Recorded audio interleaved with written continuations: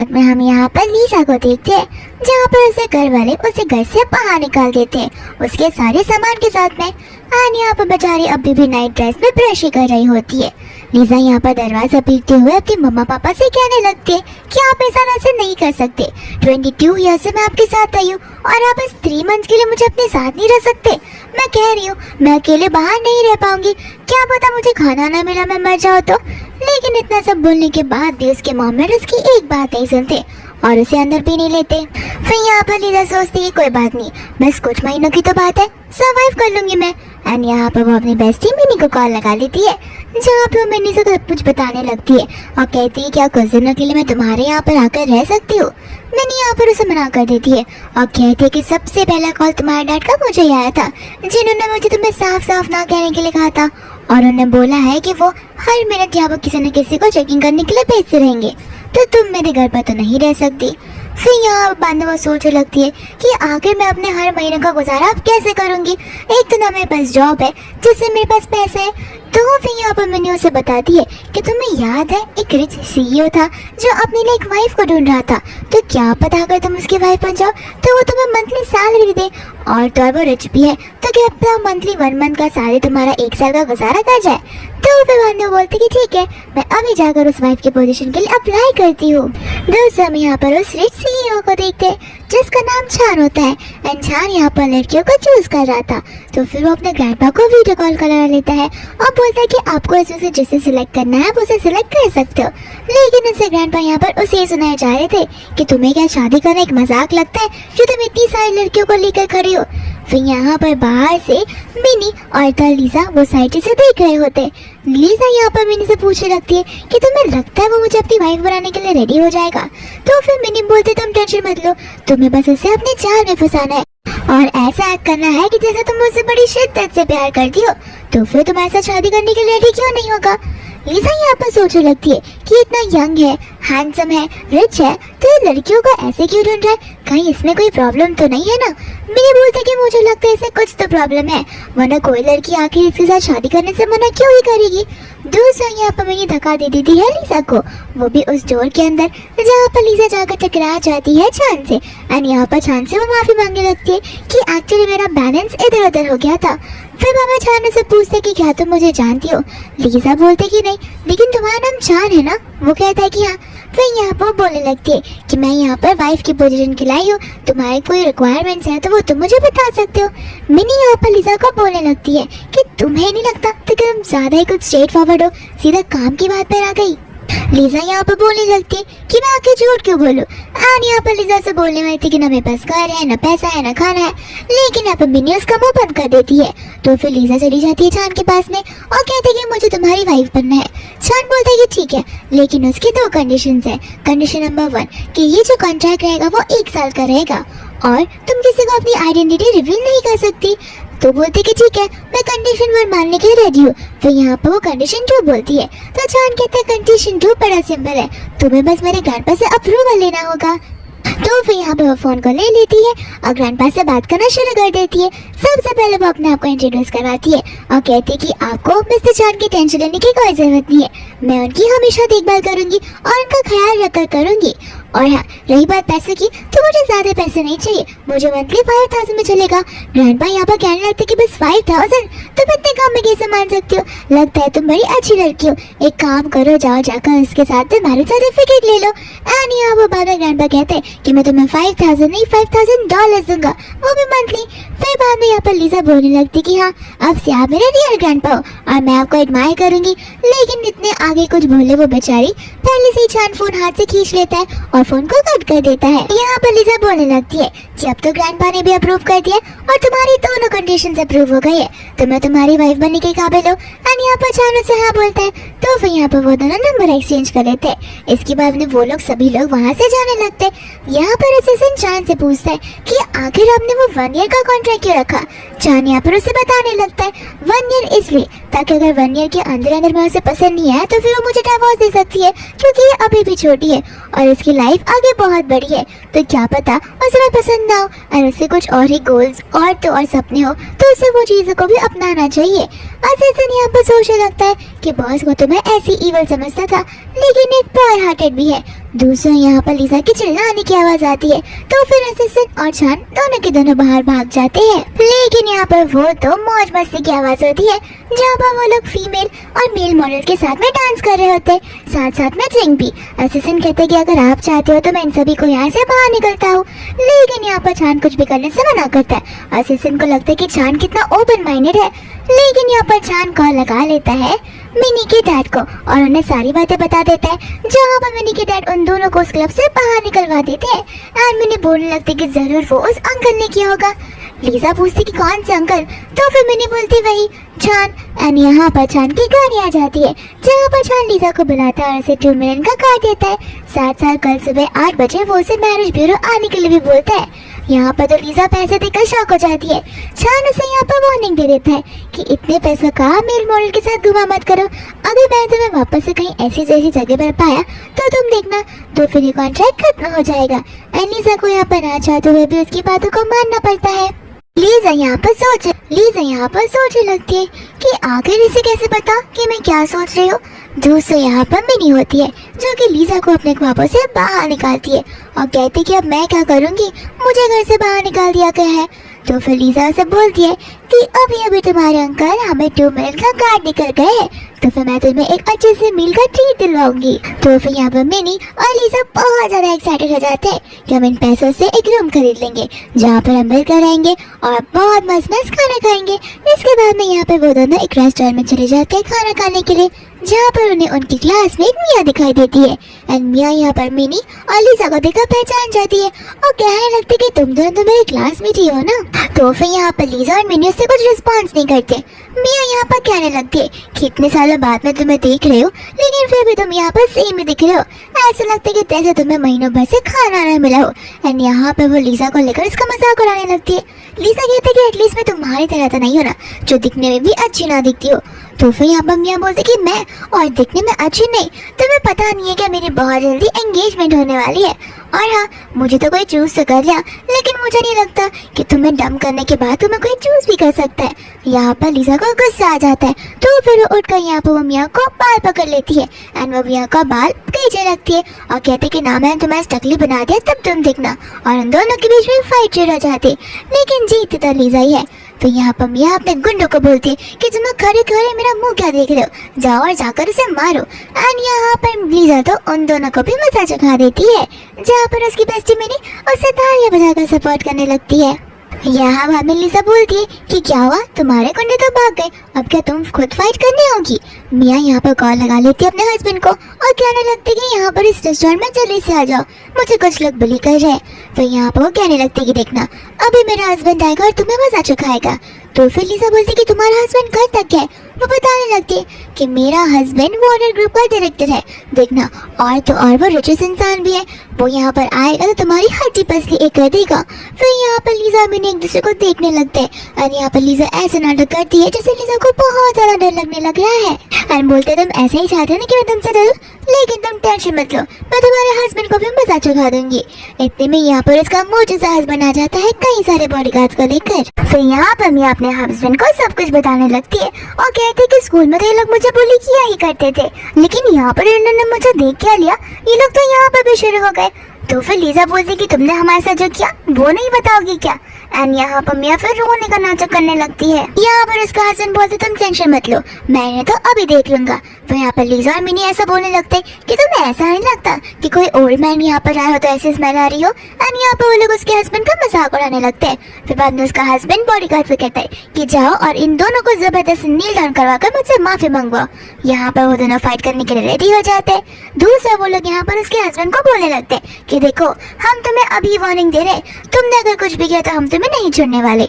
मियाँ यहाँ पर कहने लगते कि तुम क्या ही कर सकते हो, तुम तो मामूली से इंसान हो और मैं हाई सोसाइटी में बिलोंग करती हूँ, तुम तो मुझे टच भी नहीं कर सकते। फिर बाद में यहाँ पर मैंने बोलते कि रुको, मैं यहाँ के मैनेजर को जानती हूँ, अभी वो तुम्हें यहाँ पर बुलाएगा और तुम्हें धक्के मारकर बाहर निकाल देगा। तो फिर वो लोग वहाँ के मैनेजर को बुला देते, लेकिन यहाँ पर मैनेजर उसके हस्बैंड को ऑलरेडी जानता था।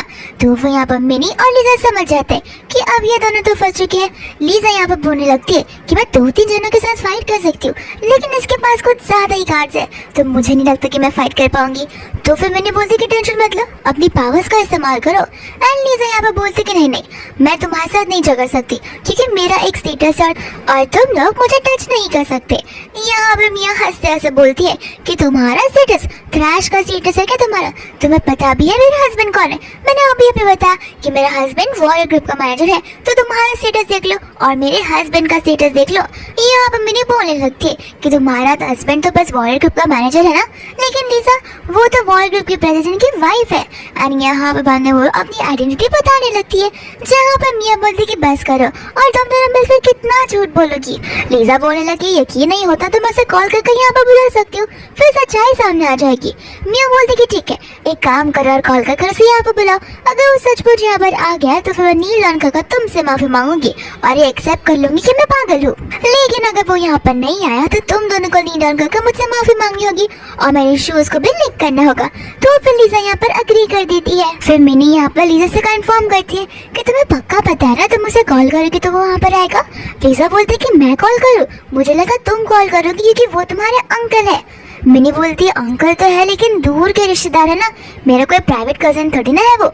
तो फिर लीजा बोलती है कोई बात नहीं, मैं खुद ही कॉल कर उसे कंफर्म करती हूँ, हम कम से कम एक बार ट्राई तो कर ही सकते हैं। इसके बाद में यहाँ पर वो कॉल लगा लेती है छान को, जहाँ पर असिस्टेंट के पास से फोन होता है। तो फिर छान फोन को पिक करता है। लीजा बोलने लगती है कि मुझे यहाँ पर बहुत सारे लोग परेशान कर रहे हैं, प्लीज जल्दी से आकर मेरी मदद कर लो।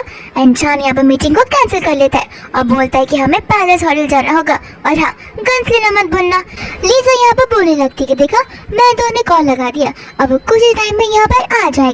मियाँ बोलने लगती है कि एक बार उसे आने तो दो, क्या पता तुमने किसी फेक इंसान को कॉल लगाया हो ताकि तुम्हें ऐसा लगे कि हम डर जाएंगे और हम यहाँ से भाग जाएंगे। लेकिन टेंशन मत लो, हम यहाँ पर तब तक रुकेंगे जब तक तुम्हारा सो कॉल्ड हस्बैंड छान यहाँ पर नहीं आता। यहाँ पर लीजा बोलती कि ठीक है रुक जाओ 10 मिनट के लिए, वो जब आएगा तभी चीजें देख लेना। फिर मियाँ यहाँ पर जाने लगती है और अपने हस्बैंड से कहती है कि तुम्हें नहीं लगता कुछ ज्यादा ही कॉन्फिडेंस लग रही है।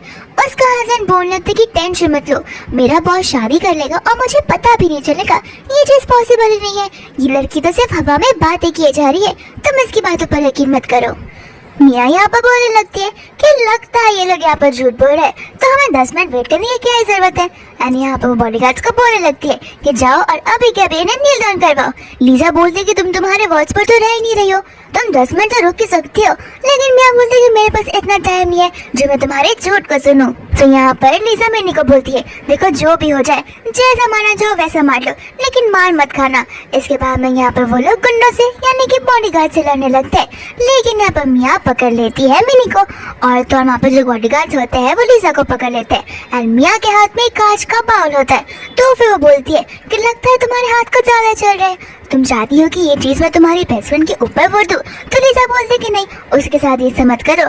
एंड यहाँ पर गुस्से में आकर वो लीजा के ऊपर वो बॉल फोड़ने वाली थी, लेकिन वो बॉल तो हवा में ही टूट जाता है क्योंकि यहाँ पर छान आ जाता है जो कि गन से उस बॉल पर निशाना मारता है। और यहाँ पर हमें लीजा जाकर उसे हक करने लगती है और रोते रोते बोलने लगती है कि आखिर तुम्हें यहाँ पर आने में इतना टाइम क्यों लग गया, तुम्हें पता भी है कि मैं किन किन चीजों से अभी गुजरी हूँ। यहाँ पर तो उसके हस्बैंड के होश और आवाज टाइट हो गए होते हैं मिस्टर पोचन को यहाँ पर देख के। यहाँ पर मियाँ बोलने लगती है कि आखिर ये पागल लड़का कौन है।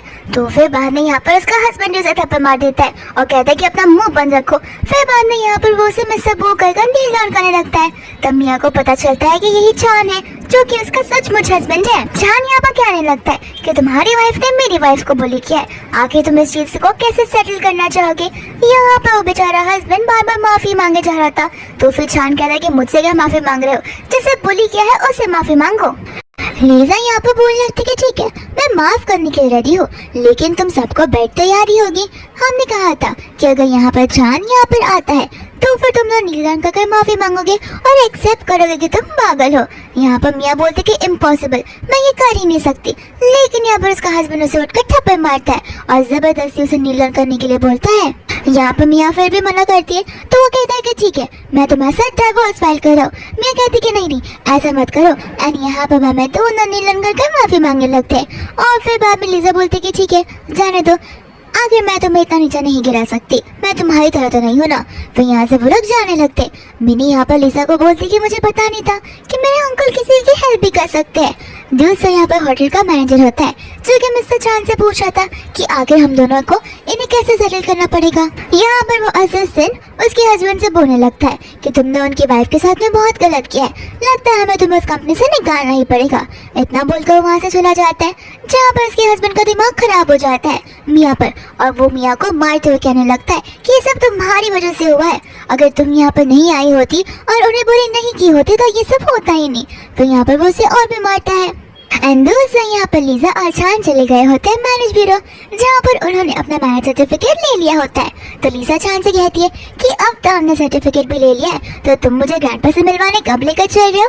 चांद बोलने लगता है कि लगता है तुम्हें तुम्हारे 50 मिलियन बहुत जल्दी देखना है। लीजा बोलती है ऐसी बात नहीं है, मुझे बस तुम्हारे ग्रैंडपा से मिलना है, और रही बात 50 मिलियन की था वो तो मैं अपने सपनों में अभी भी देखती हूँ। चांद यहाँ पर बोलते कि टेंशन मत लो, मेरे ग्रैंडपा की 70th बर्थडे वाली एनिवर्सरी होगी जहाँ पर मैं तुम्हें लेकर चलूंगा और तुम उनसे तभी मिल लेना।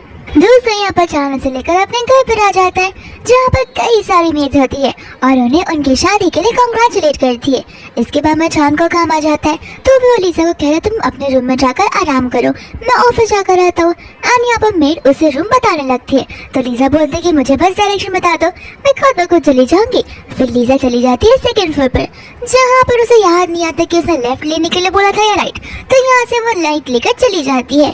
फिर यहाँ पर वो एक फोटो को देखती है जिसमें एक लड़की थी एंड उसका खाली बैग दिख रहा था और वो स्कूल यूनिफॉर्म में होती है। लीजा यहाँ पर सोचने लगती है कि लड़की मुझे कुछ जानी पहचानी से लग रही है एंड इतने में यहाँ पर अचानक उसे खींच लेता है एंड उसे अपनी ओर ग्रैब कर लेता है। लीजा को लगता है कि शायद वो उसे किस करेगा, लेकिन चांद ऐसा नहीं करता, वो उसे कहता है कि तुम्हारा रूम लेफ्ट की तरफ है राइट नहीं। तो फिर लीजा यहाँ से चली जाती है एंड चांद यहाँ पर उस असिस्टेंट को स्ट्रिक्ट अनाउंसमेंट कर देता है और ऑर्डर दे देता है कि इस रूम को हमेशा हमेशा के लिए लॉक कर दो, मेरे सिवा इस रूम में मैडम तक भी नहीं जानी चाहिए। इसके बाद में यहाँ पर वो सो रही होती है तो मिडनाइट ने चांद उसके रूम में चला जाता है जहाँ पर वो उसे ब्लैंकेट उड़ाता है, लेकिन लीजा तो यहाँ पर उसका हाथ ही पकड़ लेती है और उसे हक करके सोने के लिए बोलती है। तो फिर यहाँ पर चांद पीछे से उसे हक करता है एंड बाद में उसे कहता है कि आज तो मैं तुम्हें माफ करा लेकिन नेक्स्ट टाइम नहीं। फिर इसके बाद में वो लोग यहीं पर सो जाते हैं। इसके बाद में यहाँ पर सुबह हो जाती है जहाँ पर लीजा से मिलने के लिए मिनी आ जाती है और मिनी बोलती है कि मैंने सुना तुम्हें तुम्हारा सर्टिफिकेट मिल गया है। तो फिर लीजा बोलती कि हाँ अब तुम्हें मुझे आंटी कहकर बुलाना होगा एंड यहाँ पर दोनों हंसने लगते हैं। मिनी को यहाँ पर लीजा के नेक पर एक हीगी का बाइट दिखता है तो वो कहने लगती कि तुम्हें यहाँ पर क्या हुआ, कल रात तुम दोनों के बीच कुछ हुआ था। तो लीजा बोलती कि नहीं मैं तो अकेले ही अपने रूम में सोई थी और हमारे बीच कुछ हो सके ऐसे तो पॉसिबल ही नहीं है। मैंने बोलती कि हाँ मेरा अंकल ऐसे नहीं है जो कि एक लड़की के ऊपर फिदा हो जाए, लेकिन यहाँ पर हमें अच्छे से पता होता है कि रात को चांद वहाँ पर आया था जहाँ पर उसने लीजा को वहाँ पर किस किया था। यहाँ पर मेड उनकी सारी बातें सुन रही होती है तो वो उसे बता रही वाली थी कि चांद उसके रूम में आया था, लेकिन इतने में ही चांद उस हॉल एरिया में आ जाता है तो फिर मेड कुछ बोल नहीं पाती। चांद यहाँ पर लीजा के लिए एक ड्रेस गिफ्ट लेकर आया होता है और कहता है कि आज ग्रैंडपा का बर्थडे है तो आज की पार्टी में तुम्हें ये ड्रेस पहनना है। लीजा यहाँ पर मिनी से पूछती है कि तुम नहीं आने वाली हो। मिनी कहती कि तुम्हारी स्पॉटलाइट में क्यों ही चलाओ, इससे अच्छा है तुम ही चली जाओ। वह यहाँ पर लीजा वो ड्रेस पहन कर आ जाती है जहाँ पर चांद उसे देखता ही रह जाता है। दूसरे समय यहाँ पर ग्रैंडपा को देखते हैं जहाँ पर वो आंटी ग्रैंडपा से बात कर रही होती है और कहने लगती है कि मैंने सुना है कि आज तो चांद एक लड़की को लेकर आने वाला है। तो ग्रैंडपा कहते कि मुझे तो बिल्कुल यकीन नहीं है, मुझे तो लगता है कि उसने कुछ तो स्कैम किया होगा, वो इंसान लड़कियों के साथ शादी कर रही है तो पॉसिबल ही नहीं है। एंड यहाँ पर साथ ही साथ हम शीन को भी देखते हैं जो कि बैठकर उन दोनों की बातें सुन रही होती है।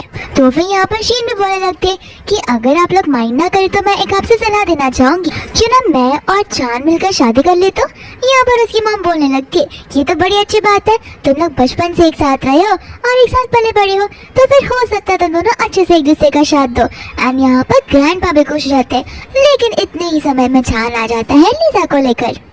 एंड यहाँ पर शीन चली जाती है और बोलती है कि लड़की कौन है। लीजा यहाँ पर छान से कहती है कि लगता है तुम्हारी फैमिली कुछ ज्यादा ही बड़ी है, लेकिन छान बोलता है कि ये लोग इम्पोर्टेंट नहीं है, मैं तुम्हें ग्रैंडपा से मिलवाने के लिए ले चलता हूँ। और यहाँ पर ग्रैंडपा को वो लीजा से इंट्रोड्यूस करवाता है। फिर बाद में यहाँ पर लीजा भी अपने आप से इंट्रोड्यूस करवाती है और कहती है कि हमारी चैट वीडियो कॉल पर हो चुकी थी और मैं आपके लिए तो गिफ्ट लेकर आई हूँ। फिर यहाँ पर ग्रैंडपा बोलने लगता है कि तुम तो बड़ी स्मार्ट वुमन निकली। और यहाँ पर वो लोग बहुत अच्छे से बात करने लगते हैं। फिर बाद में लीजा बोलती कि याद है ना आपको, आपने मुझे कुछ देने का वादा किया था। ग्रैंडपा कहते कि वो तो विश में फुलफिल तब कर सकता हूँ ना जब मुझे यकीन हो कि तुम दोनों की शादी हो गई है। एंड यहाँ पर बाद में चान अपने पॉकेट से अपना मैरिज सर्टिफिकेट निकाल कर ग्रैंडपा को दे देता है। इसके बाद में यहाँ पर वो सर्टिफिकेट देकर उसके ग्रैंडपा बहुत खुश हो जाते हैं और कहते हैं कि इस पर तो स्टैम्प भी है और ये एक रियल सर्टिफिकेट है। फिर यहाँ पर वो सर्टिफिकेट उसकी मम्मा भी देखती है, यानी कि चान की मम्मा। एंड यहाँ पर वो भी बहुत खुश हो जाती है। फिर बाद में लीजा चान की मम्मा को भी गिफ्ट देती है एंड उसकी मम्मा बोलती है कि तुम तो सच में बहुत क्लेवर हो। साथ साथ में यहाँ पर उसकी मम्मा उसे उस व्हाइट कलर का जेब का ब्रेसलेट निकाल कर दे देती है और कहती है कि अब से तुम यहीं पर रखना, हम दोनों मिलकर बड़ी मौज मस्ती करेंगे। लेकिन यहाँ पर शीन उन दोनों को ना बोल देती है और कहने लगती कि आंटी अभी जैसे आपने कहा था कि मेरी और चान की, लेकिन वो आंटी से वहीं पर रोक देती है और कहती है कि मुझे तो लगा था कि हम मजाक मस्ती में बात करें, चान की तो ऑलरेडी शादी हो गई है तो मैं उसकी शादी तुम्हारे साथ क्यों फिक्स करवाऊंगी। एंड यहाँ में ग्रैंडपा लीजा को दे देते हैं वो 50 बिलियन का कार्ड। एंड यहाँ पर सभी लोग हंसी खुशी मजाक करने लगते हैं, जहाँ पर शीन मन में बोल रही होती है कि ये सब कुछ मेरा होना चाहिए, इस लड़की का नहीं। देखना मैं कैसे इसे मत चखाती हूँ। तो फिर यहाँ पर वो से बोलने लगती है कि चलो मैं तुम्हें घर दिखाती हूँ, क्योंकि तुम यहाँ वहाँ के लोगों से सिमिलरिटी नहीं रखती रहोगी। लीजा यहाँ पर मन में सोचने लगती है कि इस लड़की से मुझे नेगेटिव वाइब्स आ रहे हैं और मुझे नहीं लगता कि ये अच्छे दिमाग है, क्या पता इसके पीछे इससे कोई चाल हो। एंड यहाँ पर लीजा से पूछ लेते कि कहीं तुमको चाल तो नहीं चल रही हो कि मुझे कहीं अकेले में लेकर जाओगी, मुझे डराओगी धमकाओगी और मेरे साथ कुछ कर दोगी। तो फिर बोलते कि नहीं नहीं ऐसी बात नहीं है, हम दोनों सेम एज के, तो मैं बस तुम्हारे साथ में अच्छे से बातचीत करना चाहती हूँ और घुलना मिलना चाहती हूँ। फिर यहाँ पर वो बोलते कि ठीक है और वो अपने हस्बैंड जान से कह देती है कि मैं आती हूँ। उसका हस्बैंड जान बोल देता है कि ठीक है कोई प्रॉब्लम हो तो तुरंत मुझे कॉल कर देना। इसके बाद में लीजा चली जाती है। यहाँ पर चान की मम्मा चान से कहती है कि तुम्हें नहीं लगता तुम्हें उन दोनों को फॉलो करना चाहिए, क्योंकि मुझे तो लग रहा है उन दोनों के बीच में झगड़ा हो जाएगा। चान कहते हैं कि मम्मा आप टेंशन मत लीजिए, वो अपना ध्यान खुद से रख सकती है। लेकिन उसकी मॉम बोलती कि मैं नहीं चाहती, पहले दिन ही बहू मेरे घर आई हो और बेचारे इन सब चीजों से गुजरे। तो चान बोलता है कि ठीक है मैं जाकर इसे देख कर आता हूँ। इसके बाद में यहाँ पर लीजा और शीन नीचे आ जाती है, जहाँ पर शीन लीजा को देखने लगती है और लीजा बोलती कि लगता है तुमने अब नाटक करना बंद कर दिया और तुम अपने रियल रूप में आ गई हो। तो फिर यहाँ पर हम देखते हैं चान को और उसके असिस्टेंट को, जहाँ पर वो लोग चारों के पीछे छुपकर उन दोनों की बातें सुन रहे होते हैं। फिर यहाँ पर बाद में शीन लीजा से बोलने लगते हैं कि तुम्हें क्या लगता है चान तुमसे प्यार करता है? ऐसा बिल्कुल भी नहीं है, तुम तो बस एक वाइफ का जो पोजीशन है उसे फिल इन कर रही हो और कुछ भी नहीं। तो फिर यहाँ पर लीजा बोलती कि इसमें क्या हुआ, चलेगा वो मुझसे प्यार नहीं करता है तो, लेकिन वो मेरी बॉडी से तो प्यार करता है। यहाँ पर शीन से बोलने लगती है कि इसमें कौन सी बड़ी बात है, तुम्हें पता नहीं है कि हमारे बीच में क्या हुआ है, मैं और चान तो ऑलरेडी एक नाइट स्पेंड कर चुके हैं। यहाँ पर लीजा बोलती कि ठीक है, लेकिन मुझे समझ नहीं आ रहा कि चान ने आखिर तुम्हें ऐसा क्या देखा होगा जो तुम्हारे साथ नाइट स्पेंड करने के लिए रेडी हो गया। फिर शीन यहाँ पर फोटोग्राफ्स बाहर निकालती है और कहने लगती है कि देखो मेरे पास प्रूफ भी है, मैं प्रेग्नेंट भी हुई थी, लेकिन चान के लिए मैंने अबॉर्शन करवा दिया। यहाँ पर ये सारी चीजें चान से सुनी नहीं जा रही थी और वो गुस्से में बाहर आने वाला था, लेकिन उसका असिस्टेंट उसे रोकता है और बोलते है कि आप ध्यान तो रखिए, मैडम सब कुछ हैंडल कर लेंगी। बाद में यहाँ पर लीजा उन फोटोज को ले लेती है। अब बोलने लगते कि पोजीशन से बड़े अच्छे और कॉकी है, लेकिन आज तक मुझे उसने साथ ये पोजीशन ट्राई करने को दिया है नहीं। हो सकता है शायद से उससे मेरे साथ रूड ना होना हो, क्योंकि मैं इतनी डेलिकेट जो हूँ। यहाँ पर शीन को और गुस्सा आता है, तो फिर गुस्से में आकर बोलती कि मैं तो तुम्हारे चेहरे को बिल्कुल नहीं छोड़ूंगी। यहाँ वो चाकू निकाल देती है, जहाँ पे वो चाकू से लीजा के फेस पर वार करने लगती है। यहाँ पर जाने से भागते हुए बचा नहीं आता है, लेकिन इतने में लीजा उसका हाथ पकड़ कर मरोड़ देती है और उसे जमीन पर गिरा देती है। फिर वो उसे ऐसे मारती है कि जो देखकर छान में डरने लगता है। यहाँ पर लीजा शीन की एक बात सुनने के लिए रेडी नहीं थी। शीन यहाँ पर उसे छोड़ने के लिए बोल रही थी, लेकिन लीजा तो यहाँ पर उसे थप्पड़ पे थप्पड़ मारी जा रही थी। शीन बोलते कि रुको, वो फैमिली को आए तो उन सबको तुम्हारा असली रूप मिल जाएगा। लीजा बोलने थी कि दिखने दो मेरा असली रूप, आखिर वो भी तो जाने कि तुम किस तरीके से मुझे ट्रिगर कर रही थी और जानबूझकर ये सब कर रही थी, और तुम्हारी हिम्मत कैसे हुई मेरी इंसल्ट करने की। और वो उसे थप्पड़ मारते ही जाती है। इतने में यहाँ पर सभी फैमिली मेंबर्स आ जाते हैं। एंड फिर बाद में यहाँ पर शीन सभी को बोलने लगती है कि देखिए ना, ये मुझे जान से मारने की कोशिश कर रही थी। फिर लीजा फटाफट यहाँ पर अपने बालों को बिगाड़ती है और रोते हुए चली जाती है चान के पास में और कहने लगती है कि देखो ना, ये जानबूझकर यहाँ पर मेरे को मारने आ रही थी, इसके पास चाकू भी है, और जब मैंने इसे अपने आप से दूर किया तो फिर खुद ब खुद नीचे गिर गई और खुद ही को थप्पड़ मारने लगी और कहने लगी कि देखना, मैं उनसे कहूंगी कि तुमने मुझे थप्पड़ मारा है तो वो लोग तुम्हें नहीं छोड़ेंगे। यहाँ पर ऐसे मन में बोल रहा होता है कि मैडम तो बड़ी अच्छी एक्टर निकली। यहाँ पर आंटी और ग्रैंडपा दोनों के दोनों यहाँ पर शीन पर चिल्लाने लगते, लेकिन शीन कहती रहती है कि मैं सच बता रही हूँ, मुझे चोट लगी है, मुझसे पूछो। फिर यहाँ पर लीजा वापस से रोने का नाटक करती है और बोलती कि इसने मुझे ऐसे ही कहा था कि आप लोग को ऐसा बोलेगी तो आप लोग इसकी बातों को मान लोगे। लगता है कोई मुझ पर विश्वास ही नहीं करता। तो फिर यहाँ पर साथ साथ वो उस फोटोज को भी बताने लगती है और कहती कि इसने मुझे कहा कि चान गया और इसने ऑलरेडी नाइट स्पेंड कर लिया है। फिर यहाँ पर असिस्टेंट उन फोटोज को उठाता है जहाँ पे चान बोलते है कि तुम्हें मुझ पर भरोसा है या फिर नहीं। लीजा बोलती कि मुझे तुम पर ऑलरेडी भरोसा है, लेकिन ये मुझे डिवाइस कर रही थी। चान यहाँ पर उसे उठाता है और अपने रूम में लेकर चला जाता है। यहाँ पर चान उसे किस कर लेता है और कहता है कि मेरी मॉम को और ग्रैंडपा को अभी भी शक है कि ये सारी चीजें हम फेकफुली करें तो तुम्हें इसे रियल बनाना ही होगा। एंड यहाँ पर लीजा ऐसे नाटक करने लगती है कि जैसे उन दोनों के बीच में कुछ हो रहा। एंड यहाँ पर उसकी मॉम बाहर से सब कुछ सुन रही होती है, फिर वो ग्रैंडपा को लेकर वहाँ से चली जाती है। इसके बाद में यहाँ पर वो लोग डिनर करने के लिए बैठ जाते हैं, जहाँ पर लीजा चान को एक डिश देती है। एंड यहाँ पर उसकी मम्मा उसे रोकना चाहती है, लेकिन चान उस डिश को खा लेता है। फिर उसे खांसी आने लगती है एंड लीजा समझ जाती है कि चान स्पाइसी चीजें नहीं खा सकता, लेकिन चान यहाँ पर जोर जोर बोलने लगती कि नहीं, वो तो बस मैं जल्दी जल्दी खाया था इसलिए चूक कर गया। फिर बाद में यहाँ पर उसकी मॉम पूछने लगती कि आखिर तुम दोनों प्यार में कैसे पड़े। एंड यहाँ पर लीजा फंस जाती है, लेकिन हमारी लीजा बहुत स्मार्ट होती है जो यहाँ पर बहाने बनाने लगती है और वो सिचुएशन को हैंडल कर देती है। और उसकी मॉम बोलती है कि जैसे तुम खाना खा लगी वैसे तुम मेरे रूम में आना, मुझे तुम्हें कुछ सरप्राइज देना है। फिर यहाँ पर जैसे वो उसके रूम में जाती है, उसकी मॉम उसके लिए अलग अलग प्रकार की ज्वेलरीज ला कर रखती है। फिर यहाँ पर लीजा तो पहले वो सब लेने से मना कर देती है, तो उसकी मम्मा उसे कहती है कि ये सारे गिफ्ट्स मुझे मेरी मदर इन लॉ ने दिए थे और मैं भी तुम्हारी मदर इन लॉ हूँ, तो मैं तुम्हें इन गिफ्ट्स को एक्सेप्ट करना ही पड़ेगा। फिर यहाँ पर सारे गिफ्ट्स लीजा लेने के लिए रेडी हो जाती है। दूसरा यहाँ पर चान की मम्मा उसे एक और बड़ा सा बॉक्स देती है और कहती है कि स्पेशल गिफ्ट है, इसे अपने रूम पर ही जाकर खोलना। यहाँ पर लीजा सोचने लगती है कि इन सारे छोटे छोटे बॉक्सेस में इतनी महंगी चीजें थी, तो ये तो बहुत बड़ा सा बॉक्स है, इसमें न जाने कौन सा डायमंड वाला पीस निकलेगा। लेकिन जैसे वो उस बॉक्स को खोलती है वो शर्माने लगती है और तुरंत इस बॉक्स को बंद कर देती है, क्योंकि उसमें नाइट सूट होता है। इसके बाद वो लोग कार से वापस घर जा रहे होते हैं। चान से पूछता है कि आखिर इस बॉक्स में ऐसा क्या है जो तुम इसे पकड़ कर चल रही हो। लीजा बोलती कोई स्पेशल चीज है, मैं क्यों तुम्हें हर बात बताऊं। एंड यहाँ पर उसे कुछ भी बताने से मना कर देती है। दूसरा यहाँ पर लोग बाहर निकलते हैं तो फिर मिनी होती है अपने बैग पैक के साथ में, तो फिर चान उसे कह देता है कि मैं तुम्हारा अंकल हूँ, तुम्हारा डैड नहीं, जो तुम्हें अपने घर पे रखूंगा। फिर मिनी यहाँ पर लीजा की ओर देखती है। लीजा यहाँ पर चान को समझाने लगती है कि देखो अभी फिलहाल उसे घर से निकाल दिया गया, उसके पास न रहने के लिए जगह है न खाने के लिए पैसे, तो तुम्हें नहीं लगता एज अ फ्रेंड मुझे उसकी हेल्प करनी चाहिए। चान बोलता कि ठीक है, एक वीक के लिए वो हमारे यहाँ पर रह सकती है, लेकिन उसे जॉब ढूंढना होगा। एंड जैसे उसे जॉब लग जाएगी एक वीक में वो घर के बाहर निकल जाएगी। यहाँ पर मिनी बोलने लगती है एक वीक इतना कम टाइम वो भी जॉब ढूंढने के लिए, तुम्हें पता भी है अनएम्प्लॉयमेंट रेशियो इस दुनिया में कितना बढ़ चुका है और जॉब मिलना कितना मुश्किल है। लीजा यहाँ पर बाद में चान से रिक्वेस्ट करने लगती है, लेकिन चान यहाँ पर लीजा की बातों को नहीं सुनता। तो मिनी बोलती कि कोई बात नहीं, जाने दो, मैं रोज पर झाड़ू मारकर अपना गुजारा कर दिया करूंगी। लीजा बोलती कि तुम टेंशन मत लो, मैं भी तुम्हारा साथ दूंगी, मैं भी रस्ते पर झाड़ू मार दिया करूंगी। उन दोनों को लग रहा था कि चान उनकी बात सुनकर पिघल जाएगा, लेकिन चान बोलता है कि ठीक है, तुम टेंशन मत लो।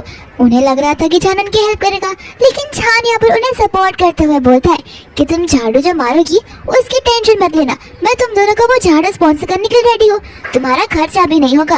यहाँ पर लीजा को गुस्सा आता है, वो कहने लगती कि तुम तो बहुत ईविल पसंद हो, मुझे तुम बिल्कुल नहीं पसंद हो। एंड यहाँ पर वो कहने लगती कि मैं जा रही हूँ मिनी के साथ शॉपिंग करने के लिए। एंड चान यहाँ पर उसे अपना क्रेडिट कार्ड दे देता है। फिर मिनी भी यहाँ पर क्रेडिट कार्ड मांगती है, तो चान वापस से रिपीट करता है तुम्हारा अंकल हो, तुम्हारा पापा नहीं। एंड यहाँ पर मिनी को गुस्सा आ जाता है। इसके बाद में वो लोग शॉपिंग करने के लिए चले जाते हैं। यहाँ पर वो लोग एक ज्वेलरी स्टोर में चले जाते हैं, जहाँ पर कई सारी चीजें चेक करने के बाद फाइनली लीजा को कुछ पसंद आ जाता है एंड लीजा वो खरीदने के लिए रेडी हो जाती है एंड इतने टाइम में यहाँ पर डेजी आ जाती है। डेजी को देखकर वो लोग याद करने लगते हैं एंड यहाँ पर हमें पता चलता है कि डेजी का जो बॉयफ्रेंड है वो लीजा का एक्स हुआ करता था एंड उसने लीजा पर चीट किया था, वो भी डेजी के साथ में। इस वजह से डेजी का और लीजा का 36 का आंकड़ा है। फिर यहाँ पर डेजी वही पीस को मंगवाती है जो पीस लीजा खरीदना चाहती है, लेकिन स्टाफ बोल देती है कि ये तो खाली इकलौता पीस है, हमारे पास इसके 2 सेट्स नहीं है, तो आप दोनों में से किसी एक को ये चीज मिल सकता है। डेजी यहाँ पर स्टाफ से कहने लगती है कि तुम्हें तो पता ही होगा मैं यहाँ की वीआईपी मेंबर हूँ, तो ये चीज तो मुझे ही मिलनी चाहिए। वह यहाँ पर लीजा का और डेजी का उन दोनों का झगड़ा होने लगता है। लीजा यहाँ पर बोलने लगती है कि आगे कब तक तुम ये चीजें छीनती रहोगी, सबसे पहले तुमने मेरा बॉयफ्रेंड चुना, उसके बाद में मामूली सा डायमंड सेट, तुम ये मुझे छीनना चाहती हो, आगे तुम कितना नीचे गिर सकती हो। यहाँ पर डेजी को भी गुस्सा आता है और कहने लगती है कि रुको मैं अभी तुम्हें बताती हूँ। फिर वो कॉल लगा लेती है जी को, यानी कि अपने बॉयफ्रेंड को, और वो उसे यहीं पर बुला देती है, जहाँ पर जी और तो डेजी एक साथ बहुत प्यारे लग रहे थे, ऐसा लीजा बोलने लगती है। लेकिन बाद में कहती है कि तुम्हें क्या लगता है मैं ऐसा बोलूंगी, तुम दोनों तो एकदम अजीब से ही लग रहे हो। फिर बाद में यहाँ पर लीजा उसे बोलने लगती है कि मुझे नहीं लगता तुम जो काम जी से करने के लिए कहोगी वो जी तुम्हारे लिए करेगा। डेजी बोलती है कि इसकी चिंता तुम मत करो, जी वो सारे काम करता है जो मैं उसे कहती हूँ। लीजा बोलती है कि अच्छा तो उसे नील डाउन कर बताओ। यहाँ पर जी नील डाउन करने से पहले हेजिटेट करता है एंड बाद में डेजी उसे आके दिखाने लगती है, तो फिर बाद में जी को नील डाउन करना पड़ता है एंड यहाँ पर लीजा और मिनी जोर जोर से हंसने लगते हैं और कहते हैं कि तुम देख रहे हो किस तरीके से वो तुम्हें डॉग की तरह ट्रीट कर रही है और तुम उसकी फालतू बातें भी मान रहे हो। एंड यहाँ पर वो लोग जी का भी मजाक उड़ाने लगते हैं। इसके बाद में स्टाफ उस ब्रेसलेट को रैपर कर लेकर आती है, लेकिन लीजा बोलती है कि देखा तुम ये लेना चाहते हो ले सकती हो। फिर बाद में यहाँ पर मैंने बोलती है कि आखिर तुम उसे वो सारी चीजें देने क्यों लग रही हो, तो फिर बाद में लीजा यहाँ पर उसे कान में बोलती है कि तुम्हें पता ना हो तो मैं तुम्हें याद दिला रही हूँ, ये जितना भी चीजें हैं वो तुम्हारे अंकल ओन करते हैं, यानी कि वही इस शोरूम के मालिक है, और तुम्हें नहीं लगता कि मैं जितनी चीजें सेल करूँगी हमें ही प्रॉफिट होगा और मैं तुम्हारे अंकल को प्रॉफिट कराऊंगी, जहाँ पर से अगर हम 1% भी प्रॉफिट ले लेंगे तो फिर हमें मिलियंस पे पैसे मिलेंगे। तो फिर यहाँ पर लीजा जानबूझ कर बोलती है कि मुझे ये सारी चीजें नहीं चाहिए, मुझे एक काम करो पीछे के सारे बैग्स पैक करवा दो। एंड यहाँ पर डेजी भी जानबूझ कर कहने लगती है कि वो सारे बैग्स मुझे चाहिए और मैं उन सबको बाय करूंगी। लीजा बोलती है कि ठीक है तुम खुद ही बाय कर लेना। यहाँ पर डेजी बोलने लगती कि तुम आखिर इतनी खुश क्यों हो रही हो। लीजा बोलती कि कुछ नहीं, मैं बस देखना चाहती हूँ कि ये सारी चीजें तुम अफोर्ड भी कर पाती हो या फिर नहीं। दूसरा यहाँ पर लीजा को चांद का टैक्स आ जाता है, जहाँ पर उसे एक ऑडियो मैसेज भेजा होता है कि मैंने तुम्हारे नाम पर वो मॉल कर दिया है, जहाँ पर जो भी प्रॉफिट होगा वो सीधा तुम्हारे बैंक अकाउंट में आ जाएगा। यहाँ पर डेजी चिल्लाते हुए कहती है कि आखिर तुम मिस्टर बो को कैसे जानती हो। वो कहने लगती कि मिस्टर बो चैन मेरे हस्बैंड है। डेजी बोलती कि झूठ मत बोलो, वो तो आवाज ही मुझे उसकी नहीं लग रही थी। लीजा बोलती कि ठीक है मानना है तो मानो, नहीं मानना है तो मत मानो। दूसरा यहाँ पर स्टाफ को भी असिस्टेंट की ओर से सारा का सारा ऑर्डर्स मिल जाता है एंड यहाँ पर स्टाफ भी बोलने लगती है कि अभी मिसेस लीजा इस पूरे मॉल की मालकिन है, तो फिर आप उनसे ही बात कीजिए आपको क्या चाहिए और क्या नहीं। यहाँ पर बाद में डेजी लीजा के और उसके हस्बैंड की बेइज्जती करने लगती है, जहाँ पर लीजा को बड़ा गुस्सा आता है और यहाँ पर लीजा उसे थप्पड़ मार देती है और उसे बोलने का मौका नहीं देती। जी यहाँ पर बीच में आने ही वाला था, लेकिन लीजा साथ साथ में उसे भी मारने लगती है और कहते कि चुपचाप यहाँ चले जाओ वरना मैं तुम दोनों को नहीं छोड़ूंगी। इतना बोलकर वो लोग वहाँ से चले जाते हैं एंड यहाँ पर डेजी ठान लेती है कि इस लड़की को मैं बाद में बताऊंगी।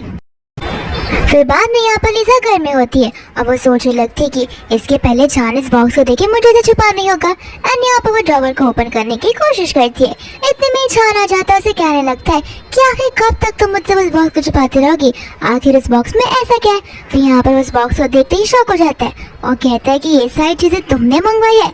लीजा यहाँ पर कहती है कि मैंने नहीं, तुम्हारी मम्मा ने मंगवाई है। यहाँ पर वो अपनी मम्मा का नाम सुनते ही शॉक हो जाता है। फिर लीजा बोलती है कि तुम टेंशन मत लो, मैं इसे अंदर रख लेती हूँ, हमें इसे यूज करने की कोई जरूरत नहीं है। फिर बाहर जैसे ही उस बॉक्स को अंदर रखती है जान उसे करीब चला जाता है और कहता है कि अगर तुम चाहो तो तुम उसे फील कर सकती हो। एंड यहाँ पर वो उसे अपने एप्स बताने लगता है, जहाँ पर लीजा शर्मा जाती है तो चांद कहता है कि तुम्हें नहीं लगता मम्मा ने ये सारी चीजें बहुत मुश्किल से दी है तो हमें इसका यूज करना चाहिए। लेकिन यहाँ पर लीजा शर्मा आकर बेड पर सोने के लिए चली जाती है एंड चांद भी उसके साथ चला जाता है और मन में सोचने लगता है कि आखिर मैं इस सिली सी लड़की को कैसे बताऊं कि मेरे लिए उसके लिए क्या फील करता हूँ। नेक्स्ट मॉर्निंग यहाँ पर लीजा और मिनी आराम से बैठकर फेस मास्क लगा रहे होते हैं, लेकिन उनके मॉम डैड का कॉल आने लगता है, वो भी वीडियो कॉल। एंड यहाँ पर उन्हें एक आइडिया आता है जहाँ पर वो लोग मेड की ड्रेस में ड्रेसअप कर लेते और ऐसा दिखाते कि दिन रात यहाँ पर वो लोग काम करते और उन्हें बड़ी मुश्किल से पैसे मिलते। फिर यहाँ पर वो लोग बाकी की मेड को इशारा करके बुलाते और यहाँ पर वो लोग उन पर जानबूझकर झूठा मूठा चिल्लाने लगते ताकि उनके मॉम डैड को समझ सके कि वो लोग मिलकर इसके ऊपर कितना ज्यादा अत्याचार कर रहे हैं। साथ साथ यहाँ पर वो लोग फोन को गिरा देते और एक दूसरे के मुंह पर लिपस्टिक भी लगाने लगते ताकि ऐसा लगे कि इन्हें बहुत मारा गया है। इतने में यहाँ पर आ जाता है चांद, जहाँ पर वो उन्हें देखने लगता है और बोलता है कि तुम्हारा चक्कर क्या चल रहा है। लीजा उसका मुंह बंद कर देती है और कॉल कट करती है। फिर यहाँ पर चांद सब कुछ समझ आता है। लीजा बोलती है कि तुमसे ज्यादा प्रीशियस इंसान मेरी जिंदगी में कोई नहीं है एंड यहाँ पर वो उसे बटरिंग करने लगती है। इसके बाद में यहाँ पर वो लोग बैठे होते हैं तो मिनी को न्यूज में देखने मिलता है कि लीजा की फैमिली तो बैंकरप्ट जा रही है एंड यहाँ पर लीजा समझ जाती है इन सब के पीछे किसी और का नहीं बल्कि डेज़ी का ही हाथ होता है। दूसरा यहाँ पर वो उसे मिलने के लिए हॉस्पिटल में चली जाती है। जहाँ पर चान यहाँ पर घर आता है तो मिनी उसे सब कुछ बता देती है एंड चान यहाँ पर हॉस्पिटल के लिए निकल पड़ता है। दोस्तों यहाँ पर लीजा पहुंच जाती है हॉस्पिटल में और यहाँ पर बिना कुछ सुने वहाँ पर डेज़ी का गला दबाने लगती है।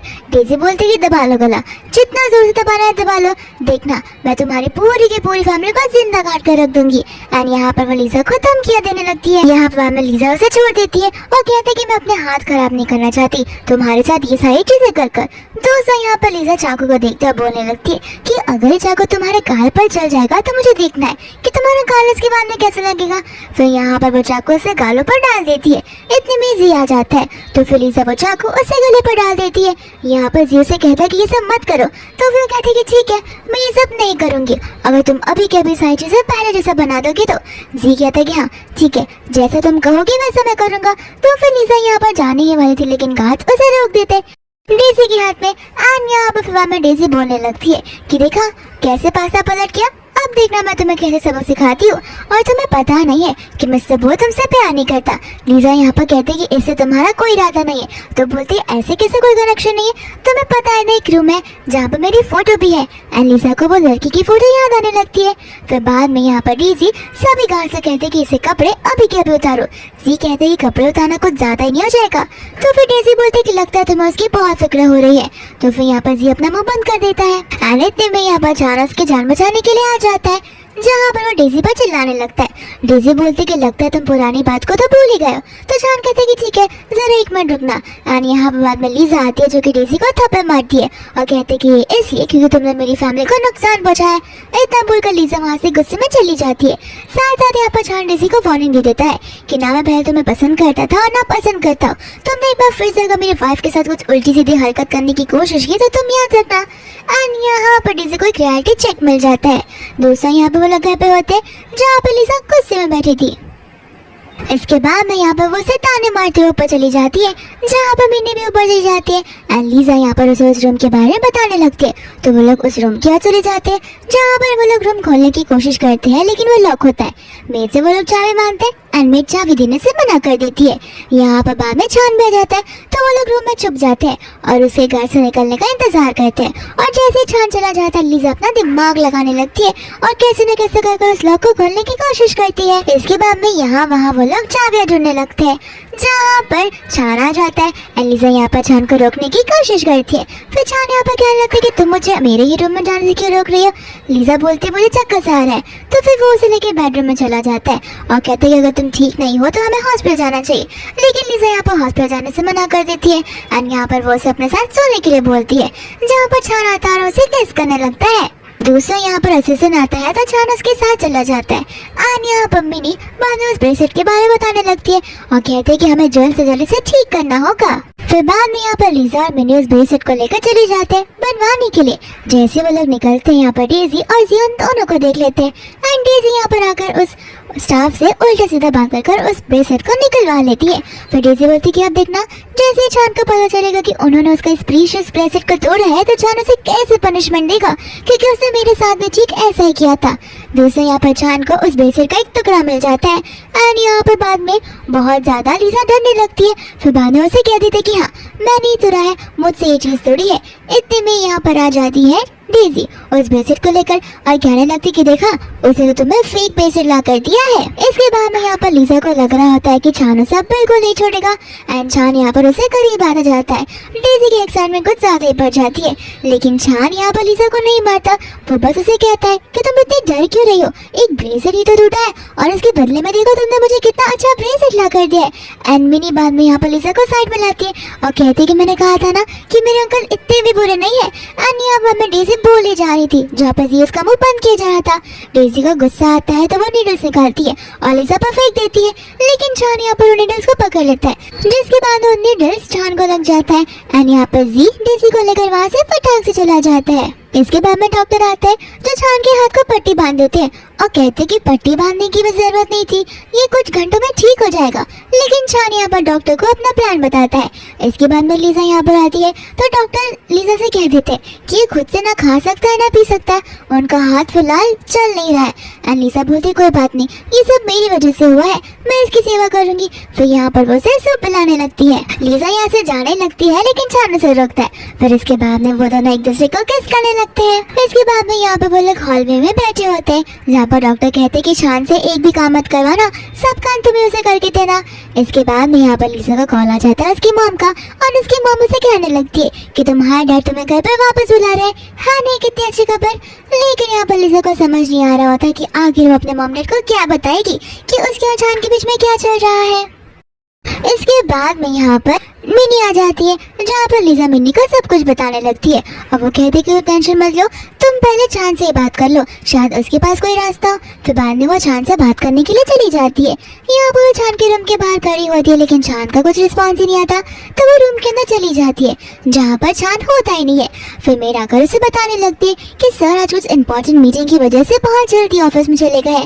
फिर बाद में यहाँ पर लीजा मिनी के साथ अपने घर की ओर चली जाती है। यहाँ पर वो लोग आराम से बैठकर अपनी मम्मा का हाथ का बनाया हुआ खाना खा रहे होते हैं। दूसरा यहाँ पर जी बुलाने लगता है लीजा को उससे मिलने के लिए और यहाँ पर लीजा से पास की चीजों के लिए माफी मांगता है। साथ साथ में यहाँ पर लीजा को एक रिंग के साथ में प्रपोज कर देता है। लीजा बोलने लगती कि लगता है तुम्हारे पास अब पैसों की कमी आ गई है और हमें पास का सीन बताया जाता है जहाँ पर डेजी को उसे घर से निकाल दिया जाता है क्योंकि उसने मिस सबो को ऑफेंड किया था। एंड यहाँ पर लेकिन ये जी सारे रीजन से बोलता नहीं है। दूसरा यहाँ पर लीजा से मना करके जाने लगती है, लेकिन यहाँ पर हम एक कार को देखते हैं जिसमें छान होता है। एंड यहाँ पर छान उसे नील रंग का प्रपोज करता हुआ देख लेता है और बोल देता है कि चलो ये खुद हैंडल कर सकती है सारी चीजें।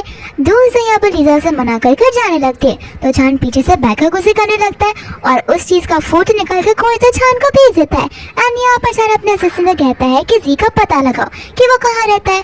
फिर बाद में जैसे ही लीजा वहाँ से जाती है जी अपने घर पर गुस्सा होकर चला जाता है।